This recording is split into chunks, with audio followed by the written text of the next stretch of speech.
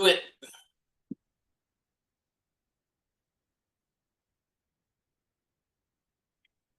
Everybody's joining in.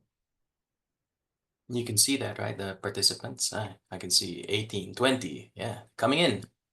Everybody's coming in. And they can hear me now? Or not yet? Yeah. Yep, we are live. So welcome everyone to our webinar on practical use of AI and automation in supply chain management. For those joining us today, we'll give it a few moments to allow others to connect.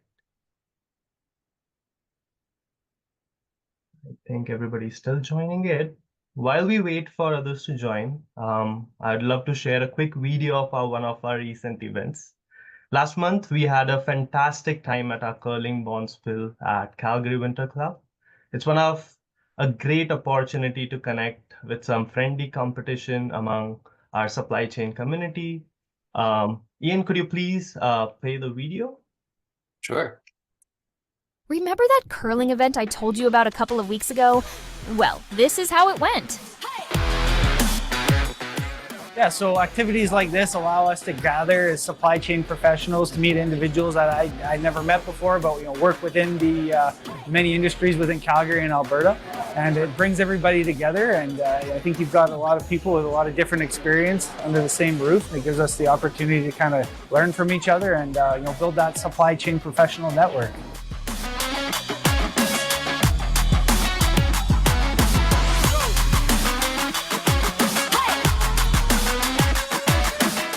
I came with a group of friends this morning from Red Deer. We drove down from Red Deer. Connections that we make at these events are definitely going to have a positive impact on our interaction in the future with our colleagues and with the other SCMPs across Alberta. So it's very easier to reach out to people if you have pre-established a relationship with them.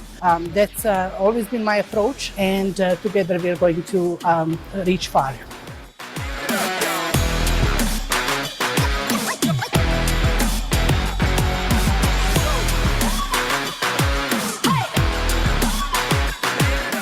I just want to stress how important it is for young supply chain professional, purchasing professionals to come out to these type of event and interact with the other more senior purchasing professionals. There are a lot of managers and directors that's participating in this event. When you network with the other supply chain professionals, it will give you that opportunity to learn more, gain knowledge, and also it might turn into career opportunity as well.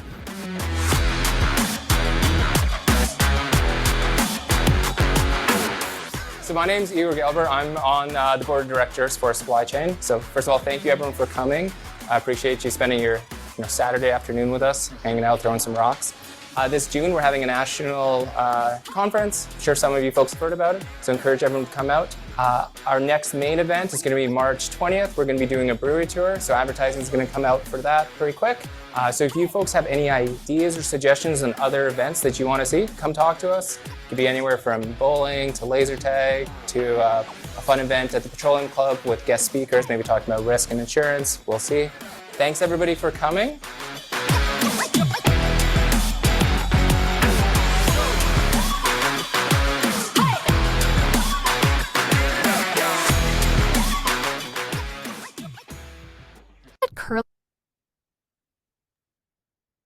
Super.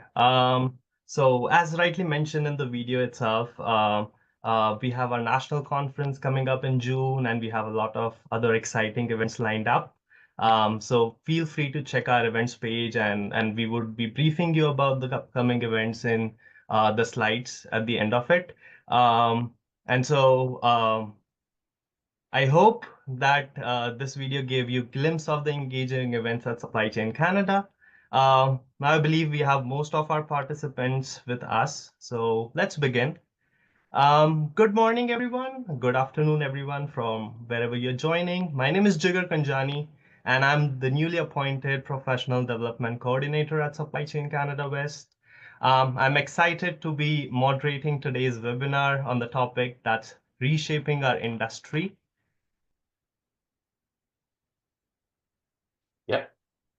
Yep. So before we begin, let me share some important housekeeping items. This session is being recorded, and the recording will be available to everyone joining us today for 30 days. So look out for that. We would also be sending out the presentation slide deck along with it, so you don't really need to take out notes or take screenshots. And for our Alberta residents, CPD credits will be automatically credited into your account this week. For participants from other provinces, please remember to add your credits manually to your account. And lastly, we encourage you to use the Q&A function in Zoom for any questions. We'll address them during our dedicated Q&A session at the end. Today's topic couldn't be more relevant. We are seeing AI and automation transform supply chain globally, with studies showing potential reduction in forecasting errors by up to 50% and significant cut in inventory costs. In light of recent discussions around potential tariff threats and trade tensions with the US, particularly in automotive and clean energy sector, the ability to quickly analyze and adapt our supply chains becomes even more critical. The increasing complexity of global supply chains, coupled with these emerging trade challenges, makes understanding and implementing AI and automation technologies crucial for supply chain professionals. These tools can help organizations better predict and respond to trade policy changes, optimize sourcing strategies, and maintain competitiveness in an increasingly uncertain global market. I'm delighted to introduce our presenter today, Ian Gonzalez. Ian brings over 2 decades of extensive experience in supply chain analytics and optimization. He's currently serving as an advisor for SCNP Analytics at Nova Chemicals. And many of you might know him as our distinguished PD instructor for the Excel workshop series at Supply Chain Canada. His unique blend of academic expertise with his BSc and MBA combined with his CIPS designation and practical industry experience makes him ideally suited to guide us through this topic. Ian, the floor is yours. Thank you, Jigar, and what a nice intro. I didn't write that. That's pretty cool. Well, folks, like Jigar said, I'm Ian Gonzalez, and I'm your instructor for this webinar. This is actually my 11th year of being a PD instructor for Supply Chain Canada. This is the original one. So I'm honored and glad that I'm still here teaching supply chain professionals. So it's important for me to say, actually, that I am not an AI expert, not an AI automation expert.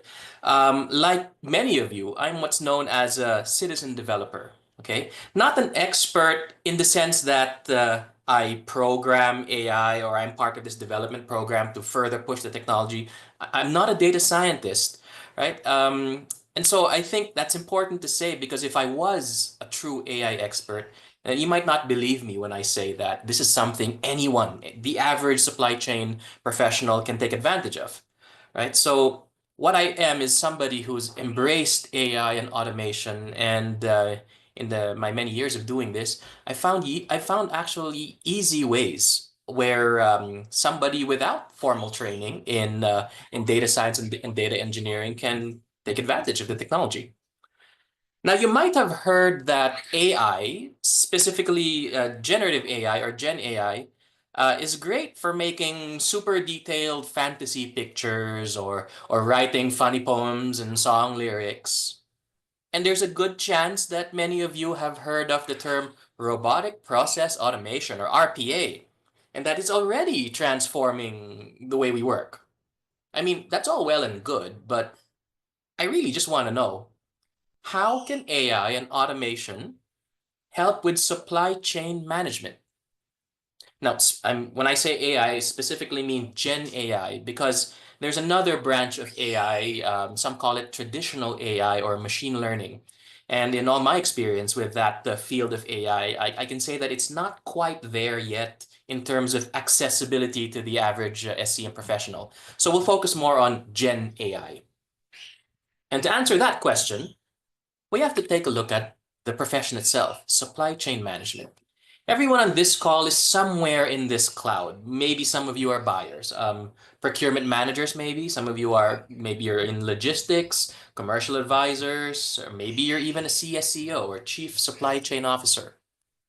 I invite you to take a step back and ask yourself, really, what does a supply chain professional do?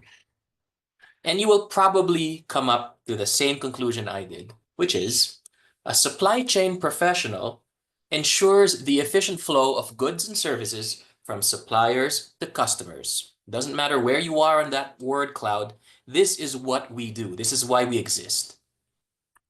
And for us to do our jobs properly, we either produce data or we require data so that someone can make a decision.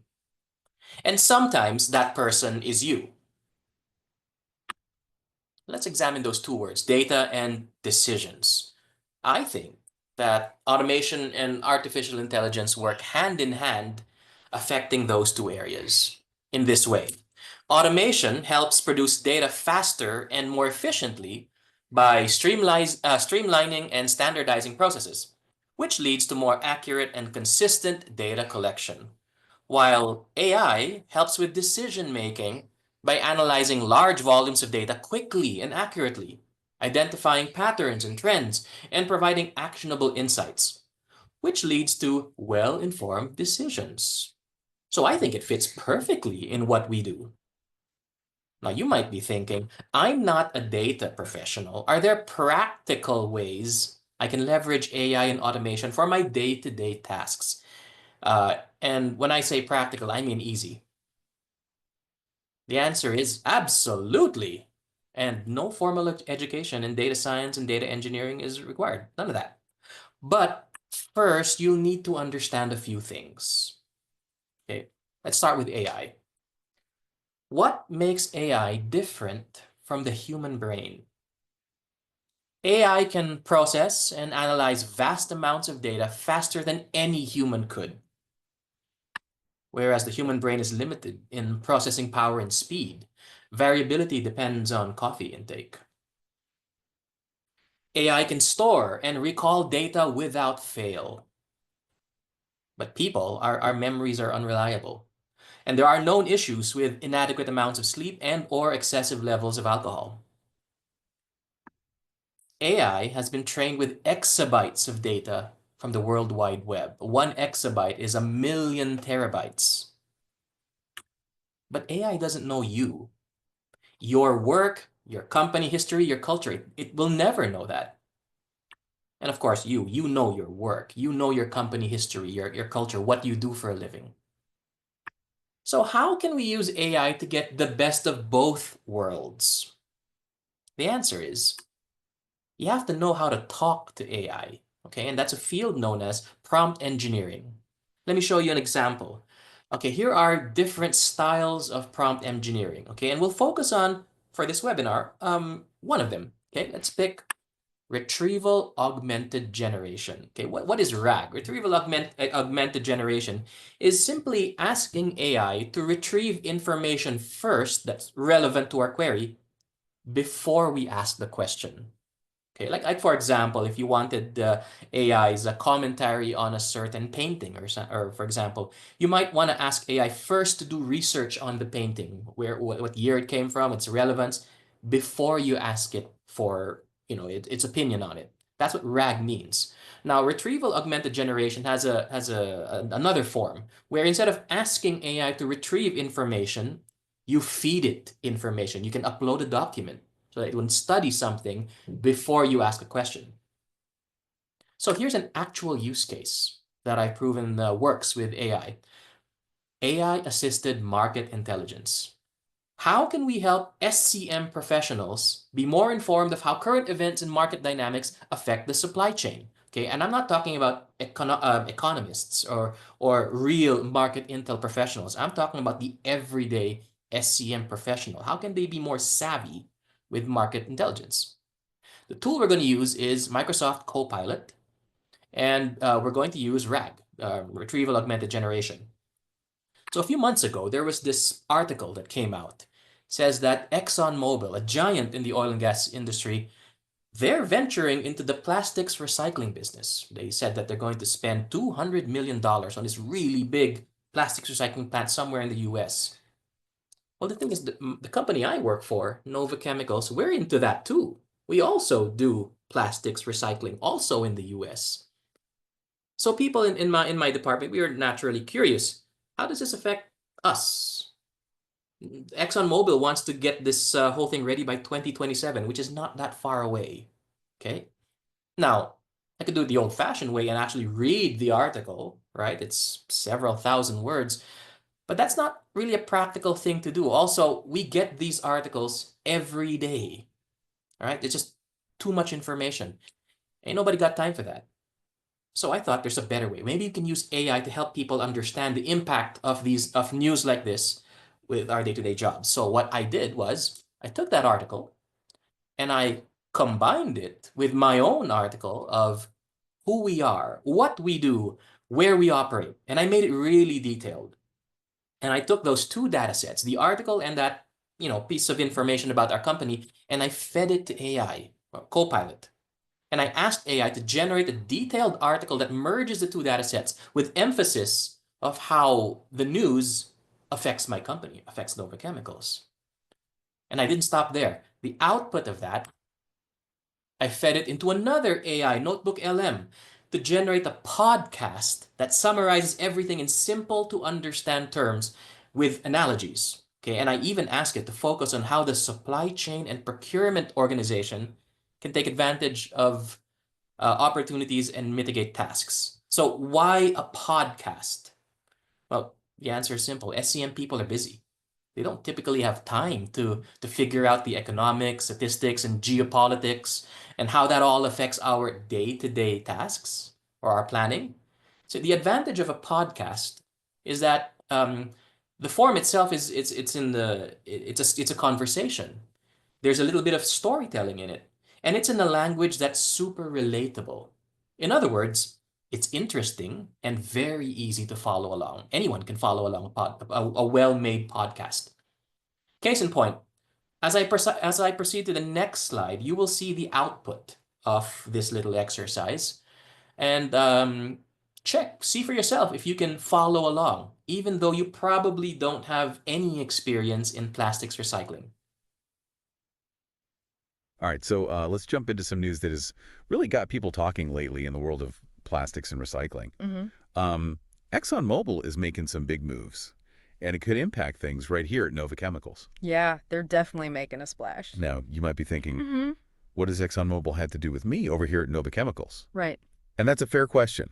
But trust me on this one, it's pretty relevant for all of us, especially for anybody who works in supply chain and procurement, which I think is a lot of our listeners today. Absolutely. So let's get right to it.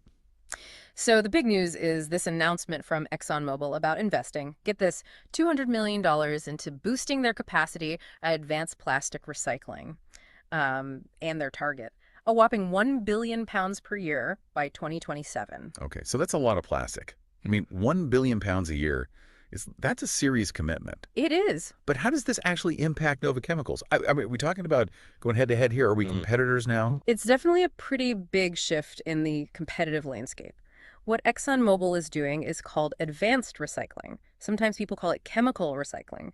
And what's interesting is it lets them work with and process a much wider range of plastics than traditional methods, which have some limitations. Okay, hold on. So we're talking about advanced recycling. Now, remind me, how is that different from what we do at Nova Chemicals, specifically at our Connersville plant? Right. So there's a big difference. Connersville focuses on what we call mechanical recycling. I think the easiest way to think about it is like this. We take the plastic, we clean it all up, grind it down into little bits, and then we melt it down to create brand new usable material. So you're essentially giving the plastic a second life in the same form it had before. Okay, so it's like a closed loop system. Exactly. Now, advanced recycling, that's a whole different ballgame. Advanced recycling actually breaks the plastic all the way down to its molecular building blocks. And what that does is it lets them handle those more difficult plastics that mechanical recycling just can't deal with. Things like mixed plastics or things that have been contaminated. Okay, so two totally different approaches to the same problem ultimately. Right. Okay. So how does this new development with ExxonMobil change the game for us at Nova Chemicals? Well, for one thing, it could increase the competition for the raw materials. You know, the plastic waste that fuels our whole recycling operation. Right. If ExxonMobil is going to be ramping up its capacity like that, they're going to need a lot more of that material. And that can actually end up driving up the cost for everyone. So it's like a bidding war now for plastic waste. It could be. That's where our supply chain and procurement team comes into play, right? Exactly. This is where they're really going to have to bring their A game. They'll need to be really savvy in how they go about securing a steady and affordable supply of all this recyclable material. So think long-term contracts with different waste collectors. Maybe think about strategic partnerships with different waste management companies. Or even, maybe exploring some new and innovative ways to just collect plastic waste in the first place. So it's not just about finding the cheapest material anymore. It's about making sure that you can actually get your hands on that material at all. Exactly. That's a really interesting point. Now, this ExxonMobil announcement, I mean, this has got to put pressure on our pricing strategies too, Oh, right? no, absolutely. That's a valid concern. If ExxonMobil can handle a wider variety of plastics, that means they could potentially offer lower prices for certain recycled materials. So Nova Chemicals is going to have to analyze its cost structure really carefully and make sure we can stay competitive. So know your costs and be ready to adjust prices as needed. Okay, so this is all about playing defense. But there have got to be some opportunities for Nova Chemicals in all of this too, right? Oh, yeah, absolutely. One of the big opportunities here is to really leverage our expertise in mechanical recycling. We've been doing it for years. We've got a really strong track record. We've optimized our processes, and that gives us a really solid foundation to build on. So while ExxonMobil is out there, making a lot of noise with this fancy new technology, we've got the experience and the know-how in our corner. Exactly. And remember, mechanical recycling has its own advantages. It's generally a lot more energy efficient than advanced recycling, so that makes it a more sustainable option. And it often ends up being more cost-effective too, which could give us an edge in certain segments of the market. So it's not about saying which method is better, right? Right. It's about figuring out what each approach is good at and then playing to our strengths. Exactly. And this is another area where our supply chain and procurement team can really make a difference. They can help us identify and lock down those market segments where mechanical recycling just makes more sense, both from a sustainability standpoint and from a cost perspective. So they're not just out there buying stuff. They're helping us find the right customers for the right products. Exactly. They become these strategic partners in helping Nova Chemicals figure out how to position itself for success in this changing landscape. That's fascinating. Okay, so we've talked about challenges. We've talked about some pretty exciting opportunities. But I think it's time to talk about our partnership with Novalex. Yes. How does that fit into all of this? The Novalex partnership. That is a really key piece of the puzzle. Okay, so let's unpack that a little bit. We'll pick up this conversation right after a quick break. We'll explore how that partnership actually gives Nova Chemicals an edge and what else our supply chain and procurement team can do to take advantage of the changing dynamics of the recycling world. Don't go anywhere. We'll be right back. Mind blown, guys. And there's a very good chance you're not into the plastic recycling business, but you understand it now. That's what I'm talking about by podcast being an effective medium of getting the average supply chain professional aware of current events and market intelligence. Now, at this point, you're probably wondering, how did I do that? I'm going to teach you right now. First, we got to get Copilot on your computer, all right? And don't worry, you don't need to screenshot anything or take pictures. You're going to get a recording of this anyway. So first, you open Microsoft Edge, the browser, okay? And then you go to bing.com, and then you click on that icon. This icon over here, not this one. Okay, they look the same, but there's a difference in what they do, okay? So you click that icon beside the search bar, and then it'll take you to another screen where I want you to click the 3 dots beside your name, okay, or where it says sign here or whatever, the 3 dots, and then you click on apps, and then install this site as an app, okay? And what happens is in your Windows Start menu, you will now have access to MS Copilot. It'll be accessible to you forever, just like that. Okay, it's free, by the way. Okay. Next, how do we now combine MS Copilot with Google Notebook to create market intel podcasts? Number one, you copy that article or whatever news source you're looking at and you put it in an unformatted Word document. Unformatted. Don't do anything. Just copy, paste. After that, summarize your own information that you'd like the AI to study. So it could be information about your company, what you do, right? All your, your operating areas. And the more specific you can be, the better the outcome that the AI will generate. And then you upload both Word docs into Copilot Work. So I said that Copilot, there's a free version. That's what you get from the browser. But many of you, you probably already have Copilot Work in your workplace, okay? It's like the paid version of Copilot. Now, don't fret if you don't have Copilot Work and you just have Copilot Web. You can still do this, but just know that if you can't upload a Word document on Copilot Web, you can upload chunks of text, but there will be a character limit. Okay, but you can always paste it in multiple prompts. So it's like, okay, I'm gonna send you three chunks of text, and I want you to study them all. Okay. And then you simply enter this prompt. You can even copy paste it from my slides. So the prompt is study the document name xxx.docx. That's the news article. Okay. Or if you don't have Copilot Work, you say, I will send you information in 3 chunks. I want you to study them. Next, in the prompt, same prompt, you say, after you study the information, write a 1,000 to 2,000 word text on how it affects, insert your company name here. And for context, I've provided another document, yyyy.x, with information about, you put your company name there, including whatever you wanted to focus on. Okay, within seconds, it's going to give you an output. You take that response and then you put it in a text file. Okay, not a Word document, a text file, and you can use good old Notepad for this. And then you go to the website www.notebooklm.google.com. And it's a Google website, so you may have to sign in with a Google account. Okay, and then you will upload the text file. How do you do that? Okay, when you go to the website, you'll see you'll be greeted with "Welcome to Notebook LM." Okay, you simply click on Create New. Okay, and then you'll get the a console, a screen like this. And then you click on Add a source to get started. Okay, when you click that, you'll see this upload sources, and that's how you upload the text file. Okay. After that, within seconds, you're going to get a summary in the chat pane. That's somewhere in the middle. Okay. To the right of the chat pane is a studio pane, and it's got 2 buttons to click: generate and customize right there. Okay. You can click generate if you want, but it's going to decide how the podcast will be. But if you're like me and I want customized answers, you can prompt it to say, focus on the impact of the news to, insert your company name, both threats and opportunities. Also, say something about how the supply chain and procurement department can help. That was my actual prompt, and you heard the podcast it generated, right? The final step is just download the WAV file, the audio file. Then you can share it with your colleagues, right? You can review it with your leader.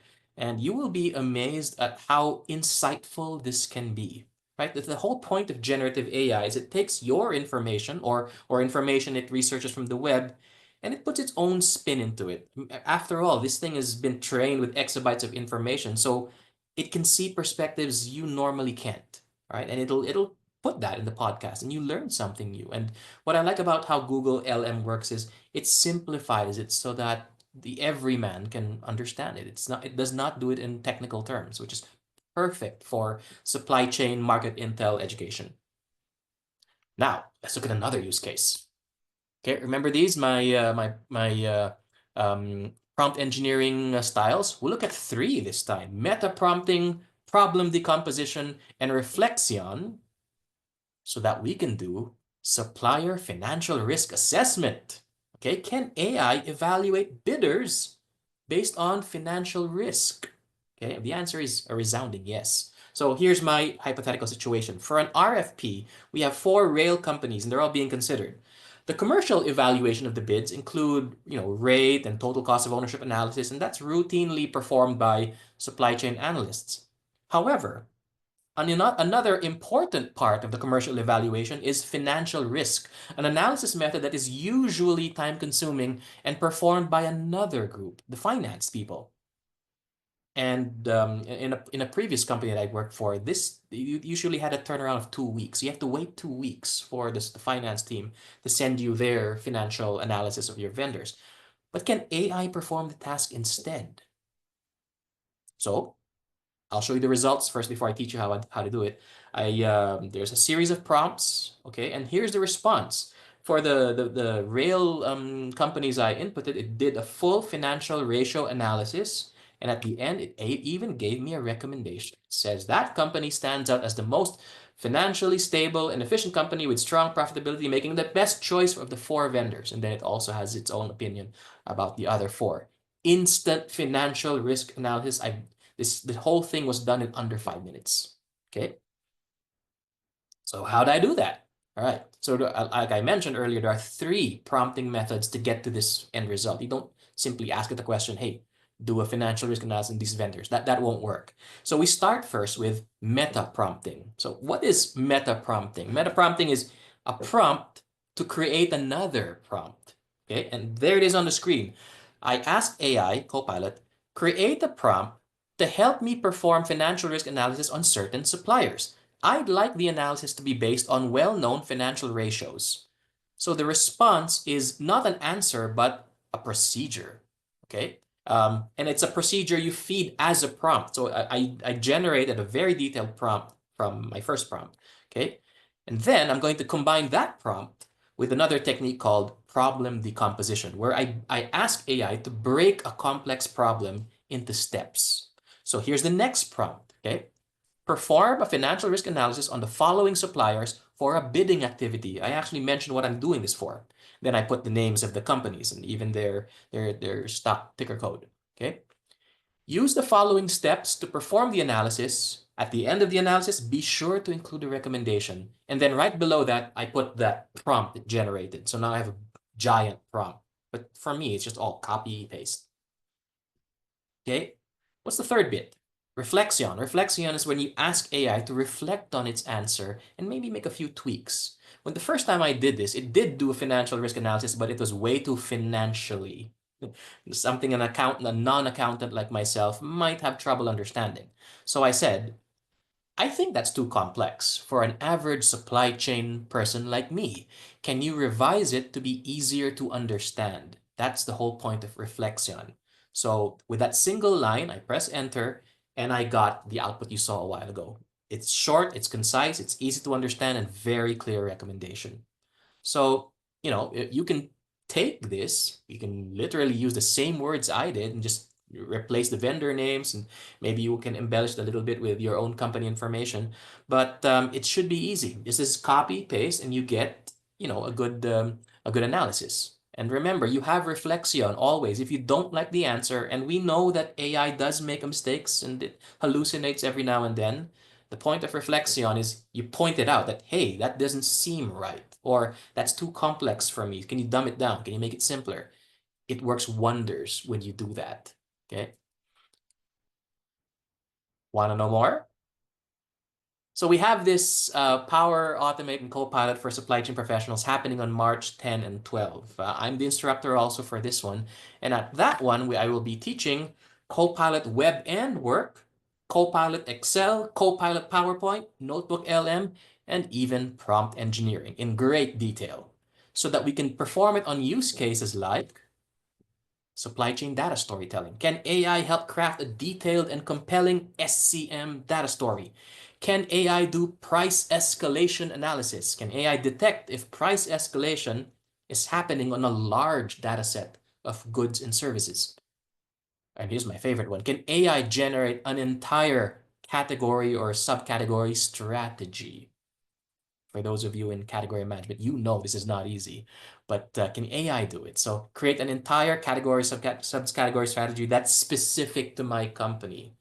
The answer is a resounding yes. And in this course, I will teach everyone step by step exactly how to do this and more. Okay. So now let's talk about automation. All right.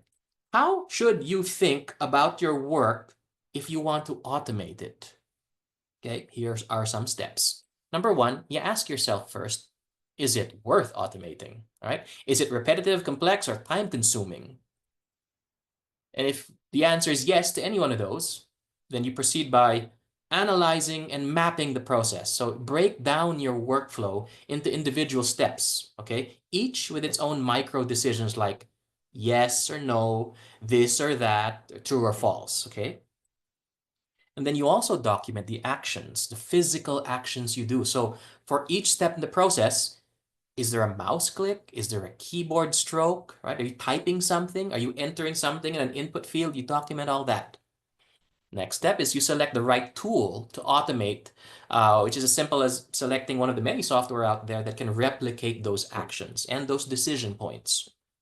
And all that remains is to implement and monitor. So you set up the automation solution by programming the actions into the chosen tool, then you test it, you iterate, and until it performs the actions accurately and consistently. Okay, and then you make adjustments from there.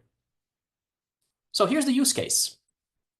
Okay, so in my team, I belong to the analytics team. We are tasked to do something highly repetitive and super time consuming. We have to extract reports out of SAP. Not one, not two, but 3 transaction codes. All right, we run T-code ME5A to get a list of purchase requisitions, and then we extract that, put it in an Excel file, and then we run SAP T-code ZPR status, and then we run another one, ZMMPO data. Okay, and all that needs to be put into spreadsheets and then SharePoint, and we analyze it there, and we do this every Wednesday, right? This takes time, okay? Especially the last one, ZMMPO data, sometimes the run can take 20 minutes, right? And sometimes, I don't idly look at the screen for 20 minutes. Sometimes I have to do something else. And long story short, doing this every Wednesday takes me over an hour to do this. So I said, that will not do. We have to automate this. In the next slide, I will show you the product. What used to be, over an hour, we got it down to much faster.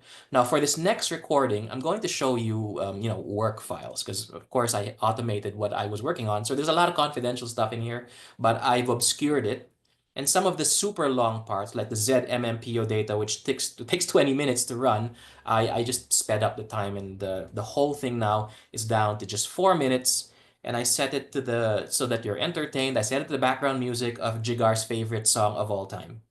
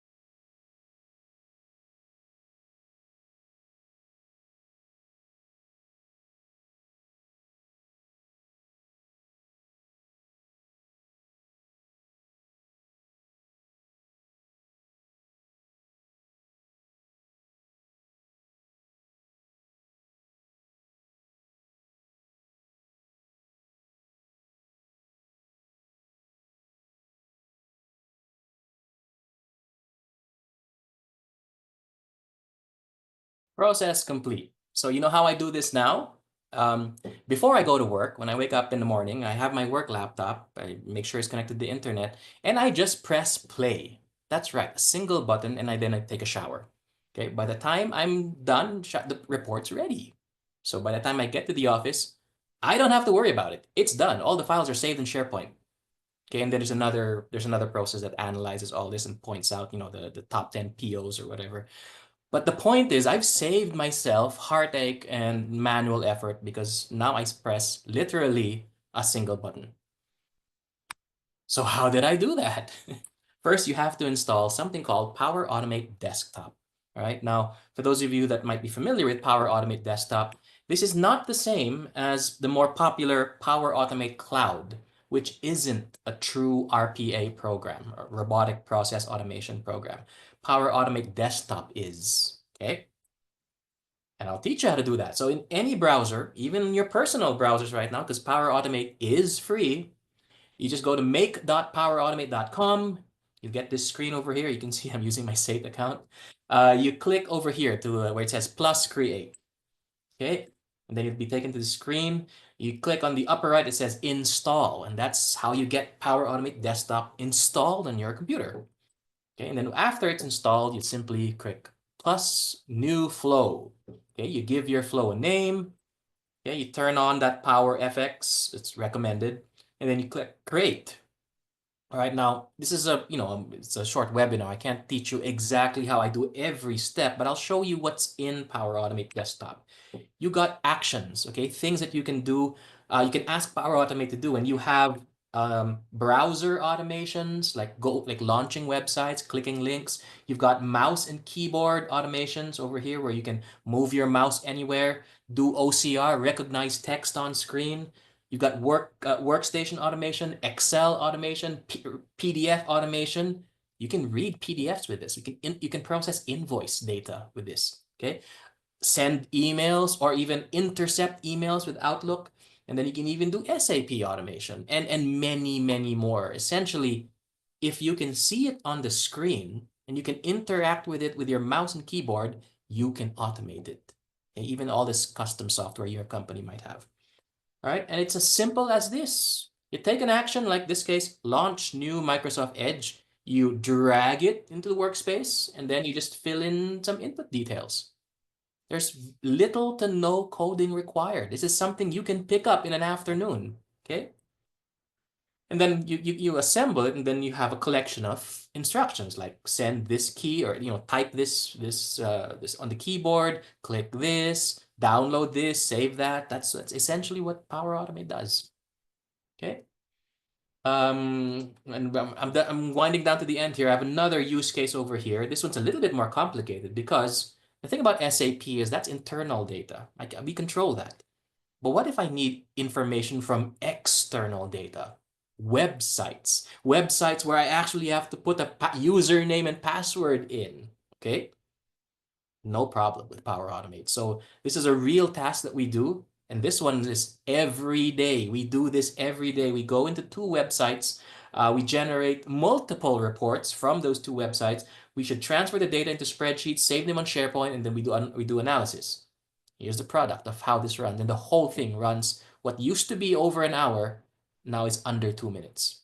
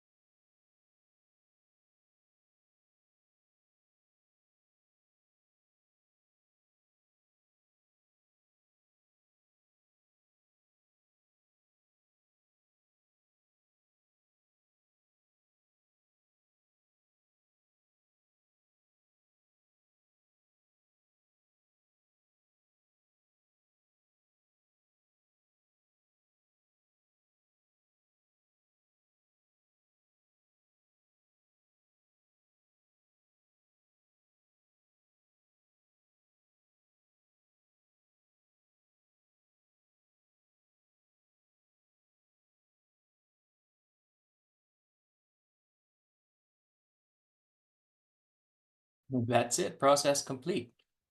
Jigger's got amazing taste in music, don't you think? So if you want to know more, okay, the stuff that I will be teaching at that March 10 course is, of course, Power Automate Desktop. And because I think it's useful also, we combine that with other automation software like Power Query and good old Visual Basic for Applications, VBA. Okay, I use them in concert all the time. What are the use cases for automation? Literally anything. Okay, not just SAP, not Excel, not website. If you can do it on your computer, you can automate it. And with that, I pass it back to Jigger, who's going to open this all now to Q&A. Thank you, Ian, for sharing your expertise and providing such valuable insights today. And I'm sure this is gonna start a lot of discussions around how can every one of us here implement automation and AI in our day-to-day operations and day-to-day activities. Just a reminder to participants, the Q&A section is still open. We are still receiving questions. Please continue sending in your questions through the Q&A function. If you would like them to be addressed here, we would probably answer a number of questions, and if we are left with a few, then we would probably send out that along with the material that you're going to receive after this webinar. Meanwhile, I have a question that I'm sure is on many of our minds. And that is the big question: is AI coming for my job? Could you please share your perspective on this, Ian? You know what, folks? I actually prepared for this one. I knew somebody was going to ask it. I didn't know it would be Jigger, but I'm just going to click this link over here. Somebody asked that question: is AI coming for my jobs? And between the scale of, you bet your assets it is, and nah, don't worry about it, I'm going to go somewhere in the middle and say that AI and automation are powerful tools that can augment, not replace, but augment our SCM capabilities so that we can focus on what truly matters, making positive decisions that impact the business. I'm not afraid of it. It has immensely helped my job, and I'm still here.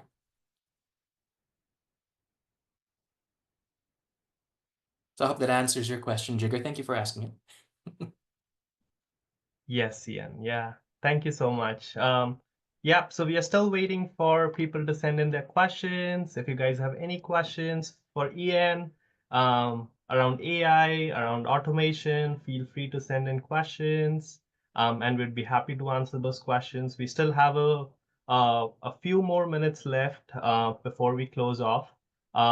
So meanwhile, everyone is sending in questions. Ian, would you like to share more about the workshop that is upcoming? What would it teach? What can participants expect from that workshop? Sure. So this Power Automate and Copilot for supply chain, while it focuses on those two apps, right? Just Power Automate Desktop and MS Copilot, it's going to be very detailed. This is not a description of how it works. We're actually going to solve stuff. And if participants even have it on their computers, they can follow along, right? So 2 days, 1 day for Power Automate, 1 day for Copilot, right? And then we'll do useful stuff like price escalation, things that in the past took an entire analytics team to make sense of, right? And it take even longer to report that back to the business. Now, how would you like to be able to do that yourself in minutes, not weeks? Right, so that's the stuff we'll be tackling in this course. Again, it doesn't have the word practical in it, but it is absolutely practical. This is a course not aimed at data scientists and data engineers. It's for ordinary, average supply chain workers so that we can all benefit. If you've read my profile on LinkedIn, you know that I'm all about data democratization. Okay, data and data skills, I always tell people, are not for the elite and not for the people who study this stuff. Of course, they're technically better than most, but I believe that for the profession, for the supply chain profession to advance, we all have to be good at this stuff. And I think in that last 45 minutes I was showing you, there is a way to do it today without having to study, the hard stuff. You just need to know what's possible and have little tools like those copy and paste prompts you can use, knowing, methods like meta prompting, retrieval augmented generation. And now that you know this, right, you can do things that maybe even better than what true data scientists and data engineers can do. So that's the course, Jigar. Perfect, Ian. Yeah, definitely very exciting. And I'm sure anyone who has taken your Excel workshop before, they would be aware how hands-on and how practical it is. Oh yeah. Perfect. So now that we have started to receive a few questions, I'm gonna combine a few questions just so that we can answer as many questions in the remaining 7-8 minutes that we have. So the first question is around securing the confidential company data, and that has been the conversation all Good around with question. DeepSeek, with Copilot, with Yep. ChatGPT, all these Gen AI tools, they're collecting our data, how secure it is. So Natalie is asking about confidentiality information with Copilot. Michelle is also asking how to protect your company's private proprietary information while using those internal reports that you might be using to automate or optimize your day-to-day function. So any views on that, Ian? Very good question, all of you.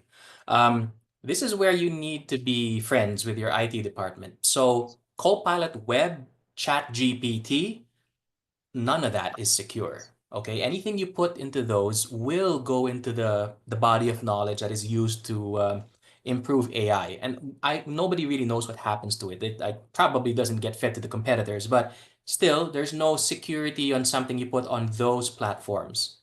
But that's also why Microsoft created Copilot Work. So Copilot Work, if you don't have it yet, you may want to use this to sell it to your IT department. Anything you put into Copilot Work, Copilot will use the strength of the entire, World Wide Web to answer your question, but nothing goes out. It is guaranteed to be secure. Your information stays on your servers. It's a one-way pipeline. Unlike Copilot Web and ChatGPT, it's a two-way thing.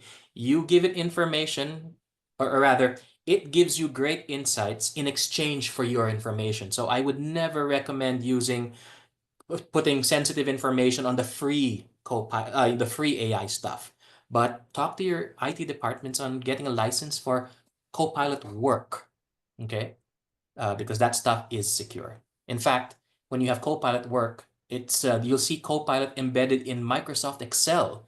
You can literally ask Copilot for information insights on your spreadsheets while you're in your spreadsheets. There is no complex prompting. It sees your tables. It can find out anomalies. It can guide you to do certain analysis you may not be aware of.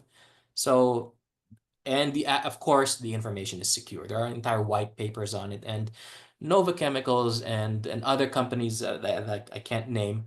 There's a reason why we have these licenses, right? Because we know it works and it's secure. Our legal department is happy with it. Our IT department's happy with it, and we've been using it for quite some time now.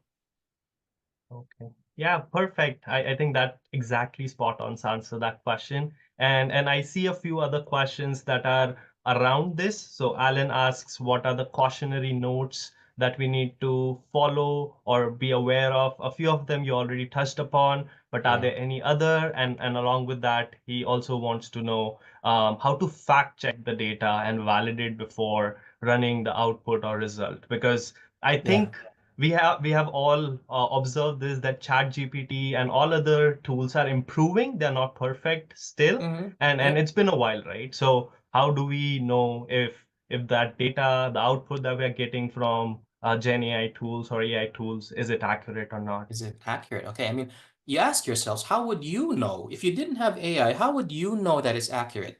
You'd probably be comparing it against certain knowns, maybe your internal data sets, right? Or maybe another website. There is absolutely no reason Copilot couldn't do the same, or AI couldn't do the same. Now that I've shown you what retrieval augmented generation is, you can simply feed factual information to Copilot Work, not web, okay?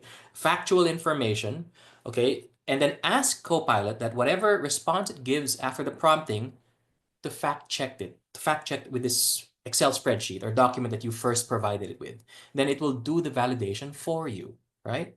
Or, if you want to get down to the nitty-gritty and be super precise, like me sometimes, you can combine the output of AI with very well-established tools like Power Query.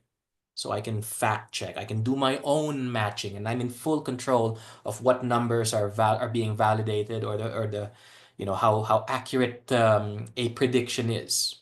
But that's combining tools now, AI and Power Query. But there are many ways.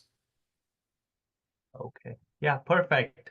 Awesome. And I think those are the questions that we have received today. We have received one from Christopher, and he's asking Go for it, yeah. when and how would we receive the presentation and the video. So I'd just like to remind you.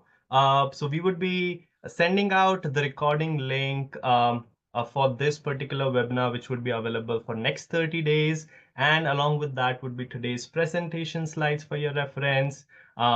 Also, a reminder for CPD credits for AB members, Alberta members, it would be credited by this week. And if you are from other province, then you might have to add it to your account manually. And then there would be a brief survey about your experience. Your feedback is incredibly valuable to us as we continue to develop our professional development programming. We would love to hear from you on your thoughts on today's session and whether you liked and you would like to see more webinars and workshop on emerging technologies and trends in supply chain management. Your input would definitely help shape the future of the offerings and to ensure that we are delivering the content that makes that matters the most to you. And I think we have received one more question. So since we have 2 minutes, I'm just gonna put that question again. So when using AI, is the content considered copyright? This question has been asked by our team member Tweet. Oh. So yeah, your views on that, Ian? Wow. Now there's where you stumped me, okay? So the whole generative part of AI, it means it generates something new out of the body of knowledge on the web. So the output of AI is truly original, okay, in the sense that that it generates something new. It never does a copy paste of someone else's work. That being said, it doesn't mean that it's not based on someone else's work. So it's a little bit of a gray area that when it creates something, whether it's a picture or a procedure, it's a bit gray, right? There might be some copyright issues because all of this is based on something else, right? But just taking a step back here, you could say that of any manual work. When I come up with my own procedures, it's not like that's all from my own knowledge. That I take inspiration from someone else's work also.